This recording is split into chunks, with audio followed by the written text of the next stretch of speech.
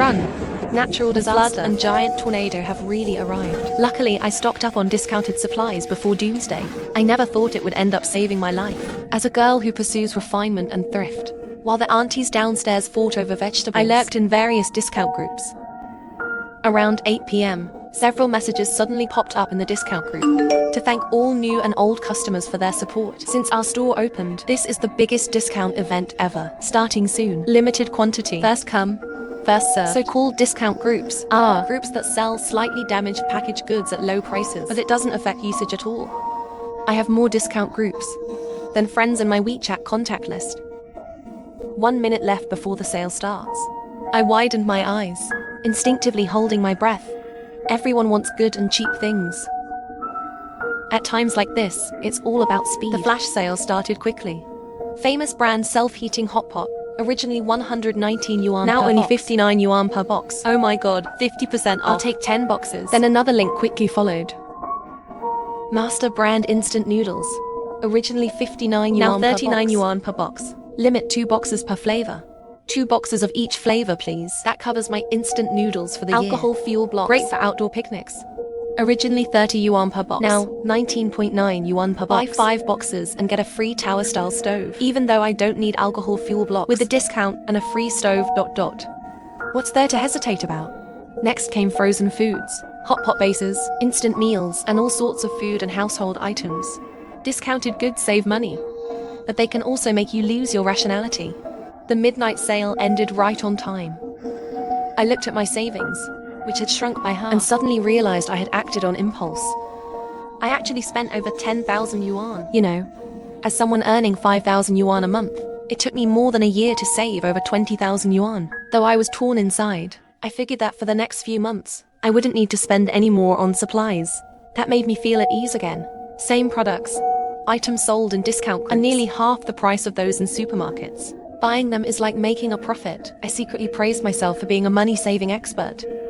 As soon as dawn broke, I received a private message from the discount group owner. Because I spent such a large amount on this purchase, the shop would prioritize home delivery for me. Seeing such a nice perk, I felt delighted inside. Then I turned and saw the water dispenser was empty. I immediately picked up my phone again and opened the water ordering app. A notification popped up quickly on the ordering page. To thank new and old customers, we now offer 1 free barrel for every 10 barrel order. I stared at the newly popped up message on the app, took a deep breath. Who could say no to a free barrel of water? Since the shop running the promo was in the same city, their staff delivered the goods to my door by the afternoon. Box after box of supplies soon filled up the entire living room. A few boxes of self-heating hot pot were left. Thinking they weren't heavy, I told the delivery guy to go ahead. Then I slowly carried 3 boxes of self-heating hot pot back myself. Halfway there, I suddenly heard a mocking laugh nearby. Pee-pee, you really haven't changed at all. Still hoarding cheap food like that. That guy was my ex-boyfriend who cheated on me last month. Mao Bufan lives in the same community as me. He and I met through mutual friends. Turns out Mao Bufan was a total scumbag. He looked honest on the outside, but he was actually a playboy. Juggling multiple women, the number of little sisters in his contact was even more than the discount groups in my phone. Even after we broke up, he kept bothering me, always mocking me for buying discount goods, saying they were low class and embarrassing. I looked down at the self-heating hot pot in my arms. How is this low class? It's just the packaging. The box outside was a little damaged, that's all. Mao Bufan is the type who always loves to show off in front of others. There's no point trying to reason with someone like that. I set down the box I was holding, then suddenly stepped forward and gave Mao Bufan a hard slap across the face. Then I kicked him several times, hard. A good dog doesn't block the way. Get lost. Mao Bufan was stunned from the beating. It was his girlfriend who reacted first. Holding her phone, she threatened. How could you hit someone? Believe it or not, I'll call the police and have you arrested. Call the police? I sneered. I also pulled out my phone. Let the police come then. I happen to have something to share with everyone. Mao Bufan seemed to suddenly remember something. His face changed. Forget it, he said. No point arguing with a crazy woman like her. With that, ignoring his girlfriend's protests, he dragged her and ran out of the building. Seeing the drama come to an end, the onlookers looked like they still wanted more. An elderly lady came up and asked, "Young lady, what was it you said you wanted to share with us just now?" Of course, I wasn't going to expose Mal Buffon's dirty secrets. Not at all. Some things lose their value once they're said aloud. Back at home, I cleared out the storage room first. The apartment has 2 bedrooms. The other bedroom is where my bestie lives. Taking advantage of this week's compensatory leave, she had saved up a 3-day holiday to visit her hometown. Spending over 10,000 yuan might not seem like much, but it still filled the entire storage room to the brim. Just as I was sorting the supplies, it suddenly started to rain outside. The heavy raindrops pounded against the glass, fast and furious. A thin mist quickly shrouded the entire neighborhood. At that moment, a notification suddenly popped up on my phone. It was a red rainstorm warning issued by the Meteorological Bureau. Immediately after, the company group also sent a message. Dear colleagues, the Meteorological Bureau has issued a red rainstorm alert. To comply with government measures, the company will suspend operations for 3 days. I looked up at the clouds and mist outside the window, a wave of unease welling up in my heart. If even our stingy boss agreed to give time off, this heavy rainfall must be extremely serious. Still, thinking about the storage room packed full of supplies, I quickly calmed myself again. No matter how heavy the rain, I could just stay indoors and wait it out. If I budget wisely, these supplies are enough to last me half a year without a problem. The only thing I was worried about was power or water outages. I thought for a moment, then charged both my phone and as well as 2 power banks. I also filled the bathtub and all kitchen basins with water. Scanning the pots, bowls, and containers in the kitchen, I felt they were far from enough. You need water for daily chores like cooking and laundry, washing your face and brushing your teeth. Although in my hometown, we're used to collecting rainwater in cisterns. Rainwater comes into contact with bacteria while falling, so unless it's necessary, it's better to avoid using it. As I was thinking about this, my eyes drifted to the quilt on the bed and suddenly paused. When I moved last year, to keep dust off my bedding and mattress covers, I bought large transparent sealable bags. There were still over a dozen unused ones. Tap water left out for long in the air may also go bad, but it's better to be over-prepared than to do nothing and worry later. Soon, the neighborhood chat group forwarded an official notice from the local government. Dear residents, the Meteorological Bureau has a continuous red rainstorm alert. Please ensure all doors and windows are closed and stay indoors to avoid unnecessary loss. It's not like we haven't had typhoons in past years. Life still went on as usual. Schools are suspending classes. Companies are halting operations. Finally, a legitimate excuse to take a break. The school just sent out a notice. Classes will end 2 hours early today. Anyone want to go pick up the kids together? Seeing the casual chatter in the group, I couldn't help but relax a little. I'm not a local here, so I don't have as much experience handling typhoon weather as the locals do. But if even they say there's no need to panic, maybe things aren't as bad as I imagined. Maybe I'm just overreacting. I let out a sigh of relief and distracted myself by watching short videos. Messages kept popping up in the discount group chat. Most were customers asking if the heavy rain would delay deliveries. The shop owner was clearly frustrated too because of the red alert. The shop had been forced to close, let alone deliver anything on time. Complaints flooded the group. All the shop owner could do was try to calm customers, promising that once the storm passed, they'd offer even more discounts. What I didn't expect was, this ongoing red alert in City A actually made it onto trending topics. Even my parents and relatives far in the northwest heard about it. Relatives began calling to check on me. After responding to one call after another, I finally let out a long breath. I leaned against the window, looking out at the blurry scene in the neighborhood. It's just a torrential rainstorm, right? I don't believe it can keep raining for 3 days straight. Turns out, I was too naive. The torrential rain actually lasted 3 full days, and it was still getting worse. On the first day, the flower beds downstairs overflowed with water. On the second day, floodwater began seeping into the garage. Homeowners in the community were overwhelmed. On the third day, the water flooded into the first floor units. Residents finally started to panic. What's going on with this storm? How many days has it been now? Yeah, we've had heavy rain in previous years, but it always came and went. Nothing like this. It hasn't stopped for a moment. Forget about whether it stops or not. Can anyone come lend a hand? My house is flooding. After that message, several warm-hearted neighbors quickly volunteered to help. This is the kindness of human nature, helping others within one's capacity. Holding a steaming can of 8 treasure porridge, I let out a satisfied sigh. Water, electricity, and gas were cut off on the second day of the storm. Being able to eat a hot meal now was all thanks to the alcohol fuel blocks I bought beforehand. On the 5th day of the rainstorm, rain pelted the windows like pebbles, making my heart race with fear. In my memory, I had never seen such heavy rain. It felt like thousands of troops charging all at once. Unstoppable. Back in my hometown, storms happened occasionally, but they usually didn't last long. This 5-day downpour was unheard of. I stared wide-eyed at the window, watching the raging storm outside, feeling the slight tremble of the glass. Suddenly, water began seeping through the gap sealed with tape. I quickly grabbed a cloth to wipe it dry. In recent days, our neighborhood chat turned into a mutual aid group.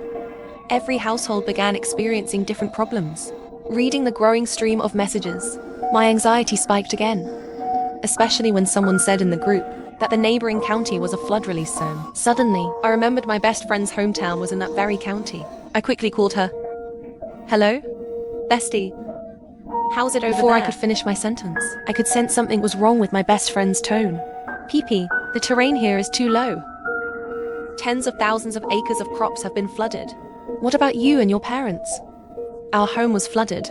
We could only move to higher ground. Leaning by the window, I looked at the message she had just sent me and couldn't help but tear up. This is the password to my bedroom. There's some food in there, and also a basic medical kit. If you feel unwell, don't forget to take the medicine. Be cautious of others.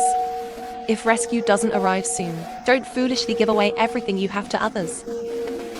While waiting for the noodles to cook, I walked to the window to keep observing the situation outside. Ever since the torrential rain started, the first thing I did every morning was check in with my family to ensure we were safe. The sound of rain mixed with my mom's nagging oddly brought me a sense of calm. After several days of cold weather, a few residents in the building had low-grade fevers, but with water over a meter deep, cars couldn't get in, and the ones inside couldn't get out. Messages in the mutual aid group showed people were running out of water and others out of food. Everyone was trapped at home, left with no choice but to wait for rescue. On the 10th day of the rainstorm, floodwater had reached the 3rd floor. Residents from the 3rd floor cursed as they moved upstairs.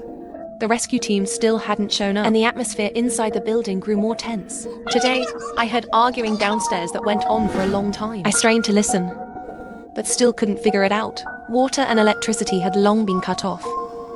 Even though I still had 2 fully charged power banks, I didn't know when electricity would be restored. I pulled back the curtain to check outside, while calling my parents. But no matter how long I called, no one answered. Tears welled up uncontrollably in my eyes. But I had to stay strong. Just then, my phone rang. Didn't you buy 3 boxes of self-heating hot pot last week? There's nothing left to eat here. Can you give me a box of that hot pot? It was that scumbag Mal Bouffon. I immediately hung up the call. But right after that, Mal Bouffon sent a message to question me. Damn PP, everyone's lacking food and water now. How can you be so selfish? You won't even share your Xiangzi self-heating hot pot. Selfish? I was completely infuriated by Mal Bouffon's words. Even dogs wag their tails when given a bone. But him? No matter how well you still cheated with another woman. I immediately blocked him manually.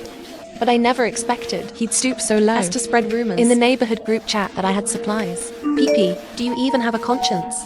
The whole area is flooded now. This is the hardest time for everyone. You should bring out your supplies so we can all get through this. After all, we're neighbors. We see each other every day.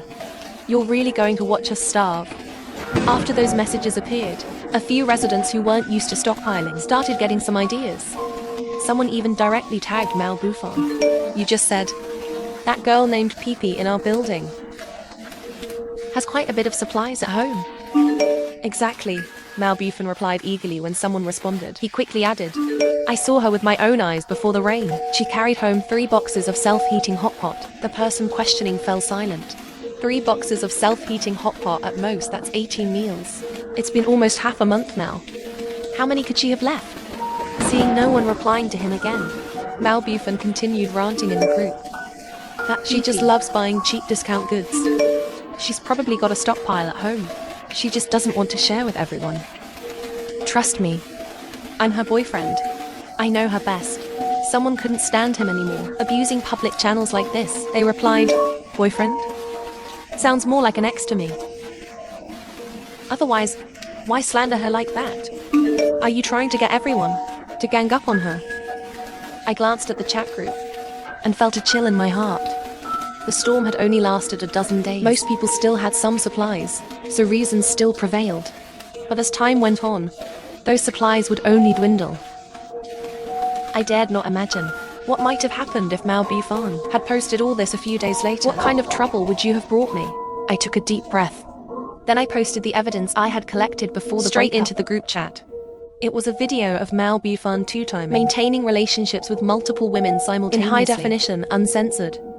Almost the moment it was uploaded, the group exploded. Damn, this is spicy stuff. No wonder the girl dumped him. What woman could tolerate a jerk like that? This hobby is ... unique. He actually filmed everything. Satisfying. That's how you deal with a scumbag. Trying to frame the girl and got himself exposed instead. The admin's reaction speed is insane. I wasn't even halfway through and the video was gone. Haha, we're upstairs. I saved it just in time. Message me if you want it. Only 2 yuan. I knew once that video was out, Mao Bufan's reputation was ruined. But what does that have to do with me? He was the one who acted heartlessly first. Even if he tries to stir up the group again in the future, others will question whether his words are credible. Just as I was feeling pleased, I suddenly saw a message from the group admin. For spreading prohibited content, muted for 3 hours. Fine, stinky peepee. You're ruthless. You just wait. Mao Bufan left those threatening words and then stopped messaging. But I had a bad feeling. He was brewing something worse. I put my phone down and paced back and forth in the living room. I live in Building B. Mao Bufan lives in Building A. Technically, with the floodwater this deep, there's no way we could meet for now. But desperate people do desperate things. Mao Bufan is someone who cares a lot about his pride. If he weren't out of options, he would never shamelessly come asking his ex-girlfriend for help. I thought about it for a long time. Then my gaze landed on the front door. The balcony and bedroom windows all had security bars installed. If Mao Bufan were to break in, it would have to be through the door. I double-checked the door lock, then pushed the washing machine and refrigerator against it. I even pushed the sofa behind the door. Both the bedroom and the storage room had password locks. No password, no entry. I thought for a moment, if the front door was the first line of defense, then the bedroom was clearly the second. Before going to bed, I locked the bedroom door too. Being naturally cautious, this was the only way I could sleep with peace of mind. On day 15 of the apocalypse, I was in the kitchen cooking snail noodles when I suddenly heard the sound of a lock turning outside. Someone was picking the lock. I froze with fear. I couldn't even think about eating anymore. Instinctively, I wanted to run to the bedroom. Then I reconsidered. If the person picking the lock got into the living room, wouldn't the bedroom be next? Besides, I had stacked the washing machine, refrigerator, and sofa behind the door. Even if someone tried to enter, it'd take a lot of effort. Thinking that, I braced myself and stood still. To the person outside, I don't care who you are. Leave now. Otherwise, I'll call for help. The person paused for a moment, then spoke. Pee-pee, don't be afraid. It was Mao Bufan's voice. I backed away in fear. If it's Mao Bufan, that makes it even scarier. Pee-pee, I don't mean anything bad, he said. I just want to borrow some supplies. That jerk really doesn't give up. Mao Bufan, I suggest you leave now. Or, I'm really going to call for help in the group. Pee-pee, I truly have nowhere else to go, just for the sake of what we had. Let me come in and get a little food. I said nothing. But I knew Mao Bufan wouldn't stop until he got what he wanted. So I quickly called for help in the residents group. I posted a message asking for urgent help. Can anyone lend a hand? That scumbag came to rob me of supplies. He's picking my lock right now. It was the middle of the night. I didn't know how many people would see the message. So I kept copying and pasting it, spamming the group, hoping the notification sound would wake someone up. I held a kitchen knife in my hand, eyes fixed on the front door. The moment I posted that video, Mao Bufan and I had completely fallen out. I didn't believe he'd leave after getting a few supplies, and I certainly didn't believe he'd ever let me go. Mao Bufan quickly noticed that I was spamming the group with messages. You damn woman, so shameless. Just wait. Once I get this door open, you'll regret it instantly. The door banged loudly. Clearly, he had begun forcing it open. I held the kitchen knife tightly, my eyes fixed on the screen, hoping someone would see my call for help. Gradually, I began to lose hope. Despite all the noise, no one next door, not a single neighbor came to help. Maybe everyone just wanted to protect themselves. Or maybe they wanted a share of my supplies too. I couldn't guess what others were thinking. All I could do was grip the kitchen knife tighter. If Mao Bufan dared break in to steal, would he really hesitate to kill me? After all, if there's no body, no one could hold him accountable in the future. The door shook harder and harder, just when I thought a fight was inevitable. A reply suddenly appeared in the group chat. "Miss, don't be afraid. I'm almost at your floor." Soon after, fighting noises came from outside. Just as I hesitated, wondering whether I should open the door and help that kind stranger, a WeChat private message popped up. "Don't open the door. I live across from you. There are 2 men standing at your door right now. They're acting. They're trying to trick you." My heart dropped. I immediately pulled back the hand that was about to move the fridge. Suddenly, I remembered something I had overlooked. How did he get from the opposite building across the flood alone? Soon, the fighting noises in the hallway stopped. Then the unfamiliar male voice said, "Miss, I've subdued him already. Hurry and bring a rope to tie him up." I peeked through the peephole. But both men stood in the shadows. I couldn't see them clearly. My heart tightened again. I began to suspect the man outside too. If both men attacked together, I doubted my door would hold for long. At this point, the only thing I could do was stall for time. I pretended to be scared and said, "Sir, I don't have any rope at home." The man replied, "What should I do?" holding back frustration. "Then find some. Make sure they're strong. Would curtains or bed sheets work? Which of the 2 fabrics is stronger?" "Whatever, won't cut it." "If the fabric isn't strong enough, what if he escapes?" The man seemed to be running out of patience. "So what do you want to do?" I could tell the man was completely losing his patience, afraid he might snap. I decided to give in. "All right, please wait a moment. I'll go cut the curtains." Then I pretended to walk away, and while moving slowly, step by step, I privately messaged the group admin. Yes, that admin, the same old-timer who muted me for 3 hours, for posting the inappropriate video. "How much longer until you get here?" "I can't hold out much longer," he replied with a sticker, and said they had gathered people. They'd be here in 2 minutes. I finally breathed a sigh of relief. All I had to do now was survive 2 more minutes. Half a minute later, the man outside grew impatient. "Haven't found the fabric yet?" "Found it. I'm squeezing it now." 2 minutes later, the man outside was clearly losing it. "Still not done cutting?" All done, all done." I deliberately raised my voice and said, "Big bro, just give me a moment. I'll just move the sofa and fridge blocking the door." 2 minutes later, the voice outside spoke, just like Mao Bufan had before. "You filthy B***che. You dared to trick us." After a few more knocks on the door, I opened it and saw 2 men tied up tight, lying on the floor. I finally let out a long breath, then turned toward the rescuers to thank them. But to my surprise, it was a young woman who stood there. "You're not the one I was messaging with." Wasn't the name listed as Uncle Chen? "This account used to belong to my father. After he retired, he handed it over to me to manage." I nodded, as promised, for helping me. "Here's 100 liters of stored tap water." She smiled and nodded, then looked up and asked, "What are you planning to do with these 2? I pulled out the steel shovel. After knocking them unconscious, and threw them out the window. After everything was handled, I blocked the door again with the fridge, washing machine, and other heavy furniture. Sue even gave me a door stopper, saying it worked better than the fridge and washing machine. I had just sat down on the sofa when a major alert popped up on my phone. Immediately afterward, the tenants, the company group, and even my moments were all sharing the same message. "Dear citizens, the Meteorological Bureau has issued the latest typhoon warning. A super typhoon is expected to make landfall on the southeast coast by tomorrow evening and will pass through Bishan City. Please take precautions and ensure your personal safety." After reading the message, the internet quickly erupted with panic.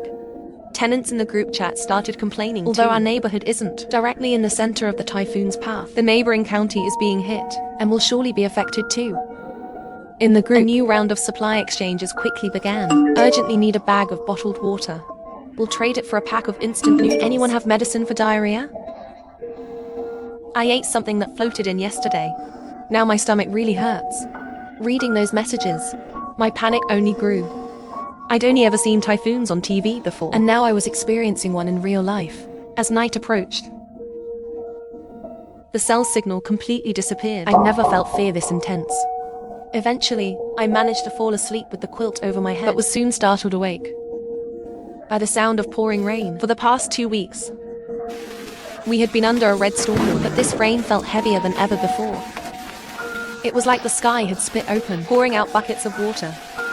Rain slammed against the windows, as if they might shatter any second. Water quickly seeped in through the cracks. I didn't dare wipe the windows like before, afraid the glass might burst. Rainwater quickly began seeping in through the window seams. I didn't dare wipe it away like before, fearing the glass would shatter, and I'd be swept into the endless meteor storm. Gradually, I started to feel that something was wrong. The sky had already begun to lighten, but I still couldn't see anything clearly. A few minutes later, suddenly, the frantic sound of a door opening came from outside. A familiar voice gave me a sense of safety. Sue was soaking wet, for some unknown reason. As soon as I opened the door, she quickly said she just got word. A tornado was spotted in the southern part of the city. It was likely heading toward our neighborhood soon. My heart sank. A tornado. That's an even more terrifying natural disaster than a typhoon. Incredibly destructive. Its destructive power is immense. Tornadoes move extremely fast. With this kind of weather, there's no time to escape.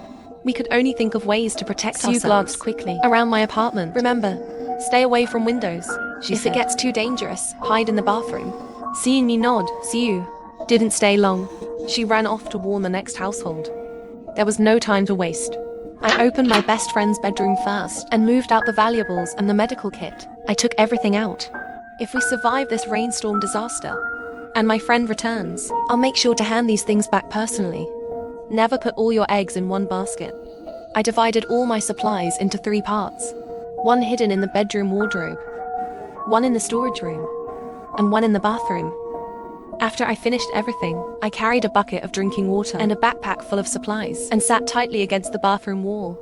I took a deep breath and looked toward that narrow window sealed with wooden boards. I had done everything I could. Now, it was up to fate. The heavy rain lashed against the windows. Every second waiting for the tornado to arrive felt excruciatingly slow. Time dragged on minute by minute. I don't know how long passed. Suddenly, a scream came from outside. The tornado is here. I couldn't see anything outside, but the slight trembling of the building was real. That deafening roar, along with the sounds of structures collapsing, kept pounding in my ears. My legs turned weak. My heart pounded wildly. I was terrified this building would collapse under the force. I had seen on TV what it looked like when a tornado passed through. The tornado, mixed with rainwater, carried vehicles, trees, and even broken buildings, sweeping through with a destructive force. I don't know how much time passed before a cracking sound came from the next room. Glass shattered. Then the house started shaking. Something, maybe a wardrobe or bed, slammed against the wall with a loud bang. My heart trembled. That room was my bedroom. If I hadn't listened to Sue and insisted on staying in the bedroom, I shuddered to think what might have happened. The howling outside grew louder and closer. I clenched my teeth. The trembling of the building became more intense. Suddenly, a great rumble shook everything. It felt like something massive charged in, slamming into the fire. With a loud thud, I was thrown against the opposite wall from the impact.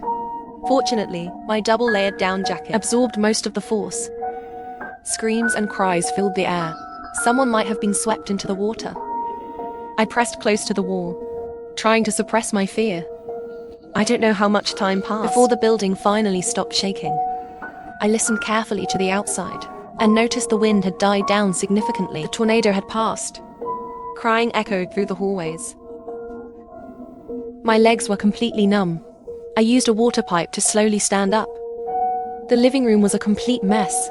The big bed in the bedroom had just happened to get stuck in the window. The entire window was shattered. The wardrobe was broken to pieces, and supplies scattered everywhere. Luckily, not all of them were blown away. I opened the utility room door. Thankfully, the supplies in there were still intact. In the evening, influenced by the typhoon, the heavy rain returned. This time, without the window glass, both the living room and bedroom were quickly soaked. I used wooden boards to seal all the windows. It wasn't as strong as custom glass, but it was better than nothing. The flood had already risen to the 12th floor. I live on the 22nd floor, so there was no immediate threat of flooding. But if the rain continued, it was only a matter of time before my home was flooded, with the remaining residents in the community still be able to stick to their principles. On the 25th day of the torrential rain, the flood had already reached the 15th floor. More and more residents crowded into the corridor. Eating, drinking, and even using the toilet. Everything happened in the hallway. This disaster, dominated by the rain, was slowly pushing humanity to its limits. I walked to the window. When I clearly saw the scene below, my heart trembled. I didn't know when it started, but more and more bodies were floating on the surface. I picked up my phone and called my parents again. Every day since the end began, I would make a call before sleeping to my parents and my best friend. Even though they never picked up, somehow, I just couldn't let go of this obsession. Just then, there was a knock at the door. "Young lady, my child and I haven't eaten in 3 days. Could you spare us some food?" It was the older lady from across. I started hesitating inside. During an apocalypse, my remaining supplies wouldn't last much longer either. But outside, the flood kept rising. Within a few days, it might completely submerge the building. At that point, it wouldn't matter how much I had. What's more, when that scumbag Mao Bufan tricked me into opening the door, it was this very lady who kindly warned me. Otherwise, I would have fallen into his trap. Thinking of this, I opened the door without hesitation. I saw the woman and her little boy looking frail and weak. I quickly brought them inside and gave them food.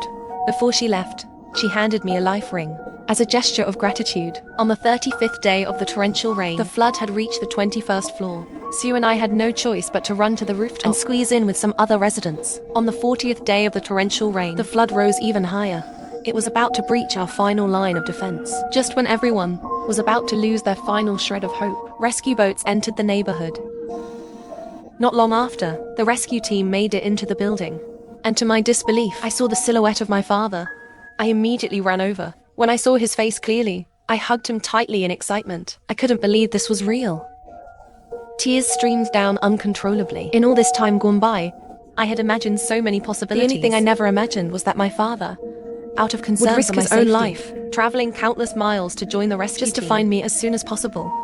At that moment, my mum also walked up beside me. I burst into tears again, so emotional I couldn't even speak. My father gently rubbed my head and pulled out a familiar pendant from his pocket. This belongs to my best friend, Yao Yao. Did she escape safely too? My father smiled and nodded. At last, the anxiety that haunted me every day was gone. We were saved.